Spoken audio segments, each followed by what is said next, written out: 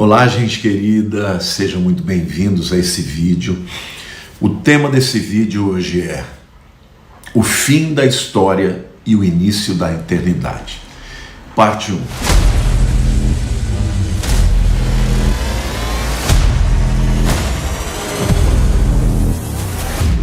Eu gostaria de dizer para vocês que nós estamos vivendo num tempo muito esquisito, né? Tem muita gente falando muita coisa. E Jesus predisse que seria um tempo de muito engano. Então ele disse, olha, vejam para que ninguém vos engane. No sermão profético de Mateus 24, ele fala várias vezes para tomar cuidado com o engano. E até mesmo entre os que são cristãos e que por conta de serem ou mesmo pessoas procurando cliques, procurando engajamento, então ficam criando teorias conspiratórias, marcando data para a volta de Jesus, quando a própria Escritura diz que ninguém sabe o dia e a hora. Então tem gente que já diz que nós já estamos no início da tribulação, tem muita coisa sendo dita aí. Por quê? Porque o inimigo ele pretende trazer o descrédito na mensagem da volta de Jesus e do final dos tempos. Então, como eu sou um estudioso há mais de 40 anos sobre o tema, eu resolvi dizer para vocês e contar para vocês a cronologia dos fatos e estou chamando este vídeo de O Fim da História e o Início da Eternidade. Nós teremos 2 vídeos onde eu falarei sobre tudo que está acontecendo aí, a sequência de fatos que vão acontecer no final da história. A verdade é que todo mundo já percebe que o mundo está entrando em colapso em todas as áreas, econômica, social, moral, ética, espiritual. A natureza está gritando, está gemendo e as pessoas têm a sensação de que as coisas estão chegando ao fim, ou pelo menos entrando numa narrativa aí que vai haver uma transformação. Então eu quero dizer para vocês que o objetivo desse vídeo não é gerar pânico, não é gerar medo, muito pelo contrário. Tudo isso que eu vou contar para vocês, Jesus predisse. E o final da história, nós viveremos com Cristo. E será maravilhoso, será muito bom. Amém? Então, você, se ainda não se inscreveu no meu canal, eu quero te convidar a se inscrever aqui. É um canal que traz muito conteúdo de ensino, eu falo de diversos temas, não falo só sobre o final dos tempos, mas falo também sobre o final dos tempos. E se você já é meu seguidor, né, eu tenho aí uma multidão de pessoas que gostam dos meus vídeos, quero te agradecer, mandar um beijo no seu coração e pedir que você possa compartilhar, curtir, comentar, né, usar os seus grupos de WhatsApp para que a mensagem do Evangelho possa ser pregada. E eu vou mostrar para vocês tudo com textos bíblicos, porque sem a Bíblia nós não podemos saber exatamente o que vai acontecer. Amém? Então, eu quero dizer que o final da história como nós conhecemos, será marcado por eventos, gente, extraordinários, que vão confrontar toda a humanidade. Eles foram anunciados por apóstolos, por profetas, mas principalmente pelo próprio Senhor Jesus, tá? E esses eventos, eles nos levarão a mudar desta terra, deste planeta que nós estamos aqui, para uma nova terra, e obviamente uma dimensão não mais temporal, mas eterna. Então algumas pessoas dizem, pastor, quer dizer que não vai ser esse planeta, vai ser outro planeta? Não, pode ser que Deus simplesmente renove este planeta e faça dele um novo lugar para habitarmos, né? Mas então vamos lá, fique até o fim, porque é maravilhoso esse vídeo, ele vai estar muito bem ilustrado e também vai ser muito esclarecedor. E o meu objetivo é que você que crê em Jesus, que deseja a volta dele, que você se prepare, se santifique, que você aproveite o tempo que nós temos para falar de Cristo em todos os lugares, porque é isso que ele tem para a sua igreja, para aqueles que o amam, para aqueles que creem nas Escrituras. E queridos, a palavra de Deus é a verdade. Esta sequência de eventos que eu vou contar tem 18. Hoje, obviamente, eu não vou falar dos 18, eu vou dividir esse vídeo em 2, mais você vai ficar muito, mas muito esclarecido a respeito dos eventos que vão acontecer, que fazem parte, né, do final da história como conhecemos e o início da eternidade, dos tempos eternos. Bom, a primeira coisa que vai acontecer aqui, que eu quero citar, é o casamento do Cordeiro. Apocalipse 19, versículos 7 a 10, diz assim: alegremo-nos, exultemos e demo-lhes a glória, porque são chegadas as bodas, o casamento do Cordeiro, cuja esposa a si mesmo já se ataviou, né, já se vestiu, pois foi-lhe dado vestir-se de linho finíssimo, resplandecente e puro. Porque o linho finíssimo são os atos de justiça dos santos. Então me falou o anjo: escreve, bem-aventurados aqueles que são chamados às ceias da boda do Cordeiro, né? A festa, ao banquete do casamento do Cordeiro. E acrescentou: são estas as verdadeiras palavras de Deus. Prostrei-me ante os seus pés para adorá-lo. Ele, porém, me disse: vê, não faças isso, sou conservo teu e dos teus irmãos que mantêm o testemunho de Jesus. Adora a Deus, pois o testemunho de Jesus é o espírito da profecia. Aqui a igreja já foi arrebatada, já está nos céus, e ela é convocada para o casamento, para as bodas do Cordeiro. E, gente, quem anuncia isso para João é um anjo. E João fica muito impactado, e ele então se prostra diante do anjo, né? E o anjo fala: não se prostre, não me adore. Adora a Deus, eu sou um servo como você, eu sou conservo. E é lindo isso, né, gente? Porque eu quero dizer algo para você: somente Deus merece adoração. Todos os demais seres do universo são adoradores e não podem receber esta adoração, esta exaltação. Os que foram criados, né, os que foram criados por Deus e renascidos em Cristo, estes são os verdadeiros adoradores. Os outros não, né? Vão adorar a besta, vão seguir o caminho contrário a Deus. Mas a verdade é que o casamento do Cordeiro com a sua noiva, com a igreja, vai acontecer nos céus. Depois da igreja arrebatada, depois da igreja passar pelo tribunal de Cristo, depois da igreja entregar as suas coroas para o Senhor em adoração e reconhecimento de que tudo que nós temos vem dele. Queridos, nós somos pecadores. Nós jamais poderíamos estar na presença do Deus Santo, Santo, Santo. Mas pela graça de Jesus, pelo sangue do Cordeiro, onde abundou o pecado, superabundou a graça. Então exalte a Cristo. Por quê? Porque Ele está preparando a sua noiva. Hoje, quando alguém evangeliza, fala de Cristo, alguém se converte, vai fazer parte da igreja, a noiva do Cordeiro. E lá nos céus nós teremos as bodas do Cordeiro. E o texto diz: bem-aventurados são aqueles que são chamados à ceia das bodas do Cordeiro. E acrescentou: estas são palavras verdadeiras de Deus. Prostrei-me aos seus pés para adorá-lo. Ele, porém, me disse: não faças isso, sou conservo teu, adoro junto com você, sirvo junto com você. Aí ele diz: eu sou conservo teu e dos teus irmãos que mantêm o testemunho de Jesus. Querido, nós vivemos tempo de apostasia também. Jamais rejeite a Cristo. Jamais rejeite o testemunho de Jesus. Adora a Deus, pois o testemunho de Jesus é o espírito da profecia. É engraçado porque muita gente, quando vem eu falando sobre a volta de Jesus, já fala: já vem o pregador, né, do caos. As pessoas ficam incomodadas com isso. Falar isso para Elias também, já vem o causador de problemas, né? O troublemaker, como se fala no inglês, né? O causador de problema, o problemático. Eu estou pregando a palavra de Deus, eu estou preparando você para o encontro com Jesus. Então, vai ter gente que não gosta, mas não importa, nós não podemos pregar para quem gosta, nós devemos pregar a palavra de Deus, e esse é o meu chamado. Meu chamado é falar de Cristo, falar que Ele vem buscar a sua noiva.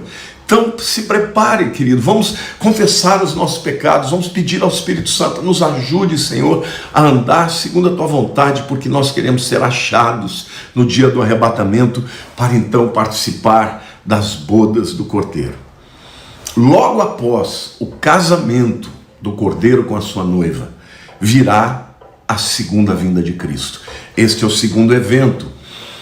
E aqui, não confunda com arrebatamento. Arrebatamento vai ser um evento que Jesus vem buscar a sua igreja, os mortos em Cristo serão levantados e o encontro será nas nuvens. A segunda vinda, Jesus sai das nuvens e vem para a terra.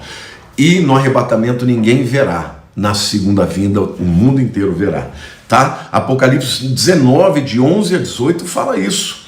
Mas eu vou ler os versos 14 e 15, né? Judas 1, 14 e 15.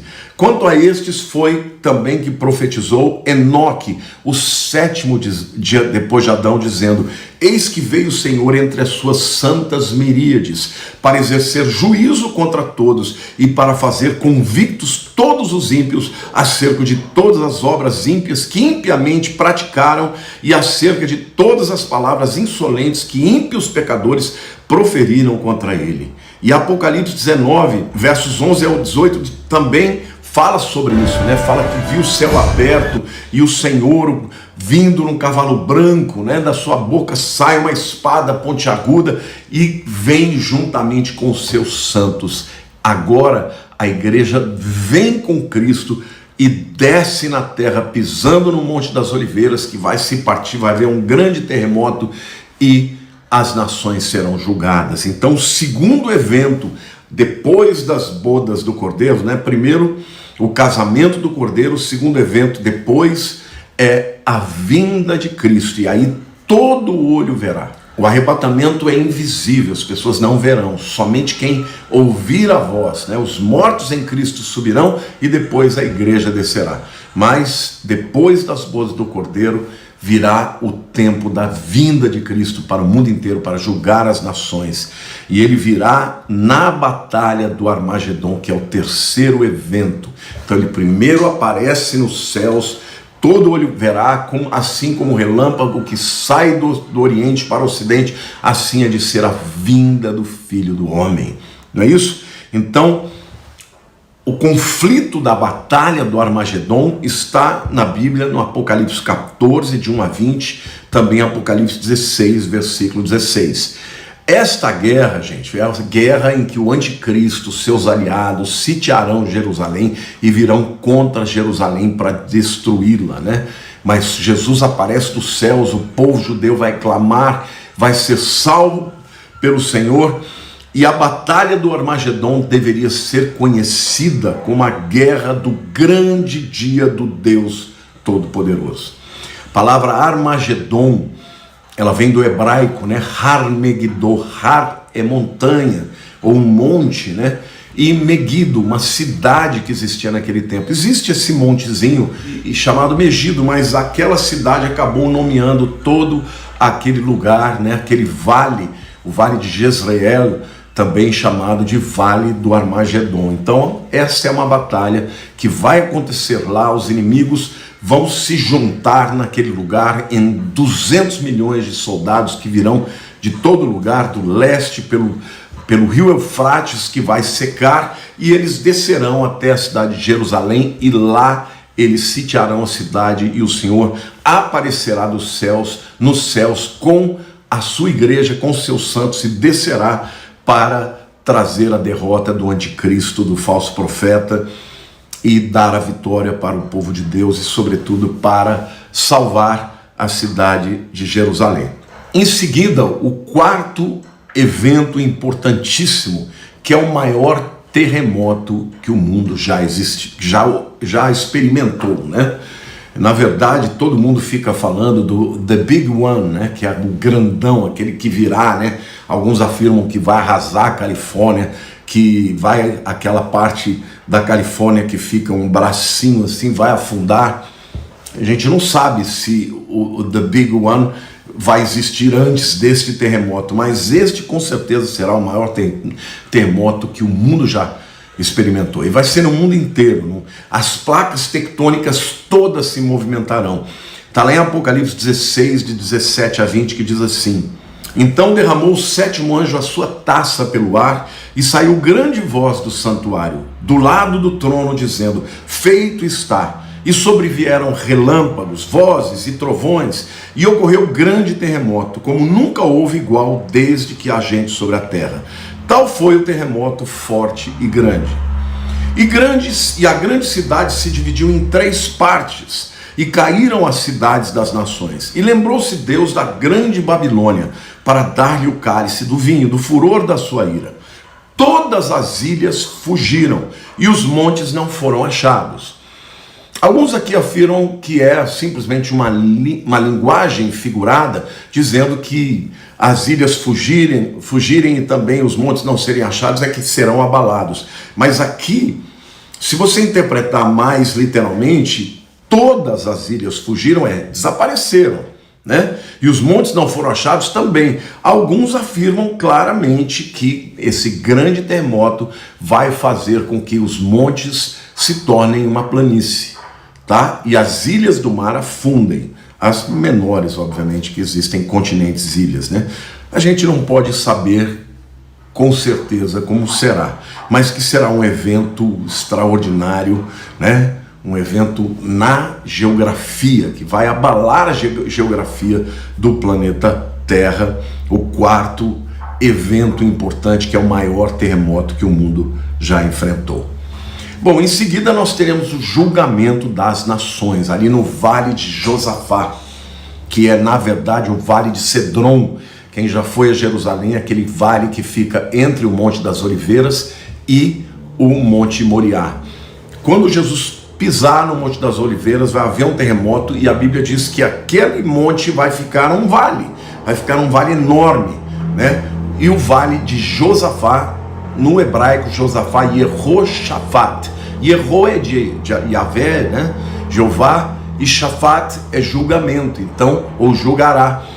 O Senhor julgará as nações ali, sobretudo por terem dividido a terra de Israel, aqueles que se levantaram contra Israel. Então tomem cuidado, estes que se levantam contra Israel, sobretudo a possibilidade e a permanência de Israel na terra prometida, serão julgados ali no final da grande tribulação. Em seguida, o 6º evento fala do anticristo e o falso profeta, que serão lançados no lago de fogo. Apocalipse 19, 20 a 21, que diz assim, que eles serão lançados no lago de fogo e eles não passarão pelo julgamento final, irmãos. Porque a gente sabe que depois do milênio vem o juízo final, o juízo do trono branco, onde todo mundo vai comparecer perante o Senhor. Mas eles vão ser julgados antecipadamente e lançados no final da batalha do Armagedon, lá no lago de fogo. Porque eles foram tão terríveis e tão malignos, foram os maiores enganadores do mundo, porque levaram o mundo a acreditar que o anticristo era o próprio Messias. E muitos vão se perder eternamente por causa do seu engano. Então eles serão os 2 primeiros moradores do lago de fogo, até antes mesmo do próprio Satanás. O 7º evento que virá depois disso é que Satanás será preso por 1000 anos. Apocalipse 20, de 1 a 3, diz: então vi descer do céu um anjo, tinha na mão a chave do abismo e uma grande corrente. Ele segurou o dragão, a antiga serpente, que é o diabo, Satanás, e o prendeu por 1000 anos. Lançou-o no abismo, fechou-o e o pôs selo sobre ele, para que não mais enganasse as nações até se completarem os 1000 anos. Depois disso é necessário que ele seja solto por pouco tempo. Então vocês vejam aí, queridos, que o diabo vai ser preso por 1000 anos, para que não engane as nações, e para que Cristo possa governar e mostrar à humanidade que ele é o Messias e que ele de fato é o único que pode nos conduzir em caminhos de justiça. O maior enganador do universo vai estar preso.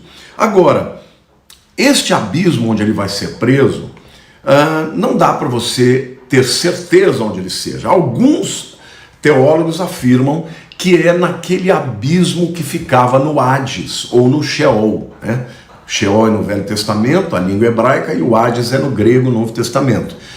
No Velho Testamento, o Sheol ou o Hades era um lugar, o lugar dos mortos. De um lado estava o seio de Abraão, ou alguns acham que é o paraíso, eu pessoalmente acho que o paraíso fica no terceiro céu, mas aquele era o lugar onde os mortos antes de Cristo ressuscitar ficavam.